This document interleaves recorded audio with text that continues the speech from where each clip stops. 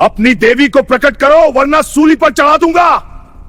क्या आप जानते हैं कि बिहार के एक भक्त की पुकार पर साक्षात माता कामाख्या को कामाख्या धाम से चलकर आना पड़ा था? और क्या ये सच है कि देवी के प्रकट होते ही उस भक्त का मस्तक फट गया था? आज चलिए जानते हैं बिहार के गोपालगंज में स्थित रहस्यमयी थावे धाम की रोंगटे खड़े कर देने वाली कहानी। बात 18वीं शताब्दी की है। थावे में चेरो वंश के अहंकारी राजा मनन सिंह का राज था, जो खुद को ही भगवान मानता था। वो साधु संतों को प्रताड़ित करता था। तब जनता ने माता कामाख्या से गुहार लगाई। माता ने एक परम भक्त कन्या मुनिया की भक्ति से प्रसन्न होकर उसके माध्यम से एक बालक को जन्म देने का निश्चय किया। लोक कथाओं के अनुसार मुनिया के दाहिने हाथ के एक फोड़े से एक अद्भुत बालक का जन्म हुआ, जिसका नाम रखा गया रहसु। रहसु ने 12 वर्षों तक माता की कठोर तपस्या की। माता ने दर्शन देकर उसे भवानीपुर गांव में गरीबों की सेवा करने को कहा। एक बार राज्य में भयंकर अकाल पड़ा। लोग दाने दाने को तरस गए। तब रहसु ने माता का ध्यान किया। माता के चमत्कार से वहां 7 बाघ और 7 सांप प्रकट हुए।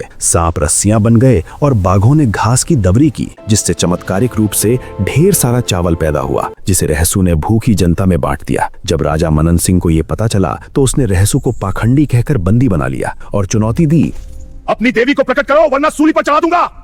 रहसु ने बहुत समझाया, माता आई तो विनाश हो जाएगा, पर राजा नहीं माना। रहसु की पुकार पर माता कामाख्या असम से चल पड़ी। सबसे पहले वे कलकत्ता पहुंची काली रूप में, फिर पटना पटन देवी के नाम से, फिर दिगवारा अंबिका स्थान और फिर घोड़ा घाट। हर कदम के साथ धरती हिलने लगी और बिजली कड़कने लगी। जैसे ही माता थावे पहुंची, रहसु के शरीर में साक्षात देवी समा गईं। अचानक एक धमाका हुआ और रहसु का मस्तक फाड़कर माता का कंगन वाला हाथ बाहर निकला। ये भयानक दृश्य देख राजा मनन सिंह सिंहासन से गिरकर वहीं मर गया और उसका पूरा राज्य तबाह हो गया। रहसु का मस्तक फटने से वे स्वर्ग से धार गए। इसीलिए आज भी माता के साथ भक्त रहसु की भी पूजा की जाती है। वर्तमान मंदिर की स्थापना 1714 में हथुआ के राजा युवराज शाही बहादुर ने की थी, जिन्हें युद्ध हारने के बाद माता ने स्वप्न में दर्शन दिए थे। खुदाई के दौरान 10 फीट नीचे माँ दुर्गा की वही प्राचीन प्रतिमा मिली थी। आज चैत्र नवरात्रि में यहाँ विशाल मेला लगता है, जहाँ पूरे देश से श्रद्धालु आते हैं। और हाँ, अगर आप थावे जाएं तो यहाँ का प्रसिद्ध प्रसाद